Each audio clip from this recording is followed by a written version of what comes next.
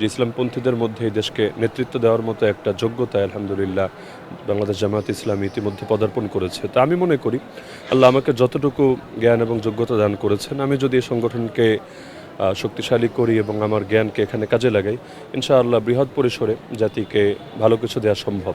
এবং সকলের সম্মিলিত প্রচেষ্টাই তো দুনিয়াতে গাড়ি যেভাবে কয়েকটা চাকা মিলিয়ে সামনে আগায়, সকলের সম্মিলিত প্রচেষ্টাই আল্লাহর দিন সামনে এগিয়ে যাবে। তো যার কারণে মূলত এই লক্ষ্যকে সামনে রেখে বাংলাদেশ জামায়াত ইসলামের সঙ্গে আমার সম্পৃক্ত হওয়া। ইতিমধ্যে আমরা দেখতে পাচ্ছি পুরো বাংলাদেশের মানুষ ব্যাপকভাবে ইসলামপন্থীদের ব্যাপারে ঝুঁকে পড়েছে এবং চারিদিকে গণজাগরণ তৈরি হয়েছে। একের পর এক ভার্সিটি নির্বাচনগুলোই যার সাক্ষী।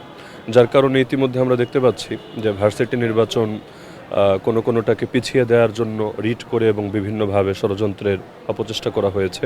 তো আগামী নির্বাচনকে সামনে রেখেও এ ধরনের আশঙ্কামূলক নয়, বিভিন্ন শক্তি পার্শ্ববর্তী রাষ্ট্র থেকেই হোক অথবা এই রাষ্ট্রের ভেতর থেকেই হোক, যারা নির্বাচনটা যাতে সুষ্ঠু না হয় এবং এক্ষেত্রেও যাতে পূর্বের মতো একটা পক্ষপাতমূলক নির্বাচন হয়, বৈষম্যের নির্বাচন হয়, এজন্য তারা চেষ্টা চালাবে। আমি মনে করি পুরো বাংলাদেশের জনগণ এবার যেহেতু ব্যাপকভাবে ঐক্যবদ্ধ এবং আগের তুলনায় অনেক বেশি সচেতন, আমরা সকলে মিলে সব ষড়যন্ত্রকে রুখে দিতে পারবো ইনশাআল্লাহ। অন্তত এবার আমরা কোনো ধরনের পক্ষপাতমূলক নির্বাচন, দিনের ভোট রাতে অথবা পেশি শক্তি দিয়ে ভোট কেন্দ্র দখল ইত্যাদি কোনো কিছু আমরা মেনে নেব না। সকলে মিলে সম্মিলিতভাবে প্রতিরোধ গড়ে তুলব।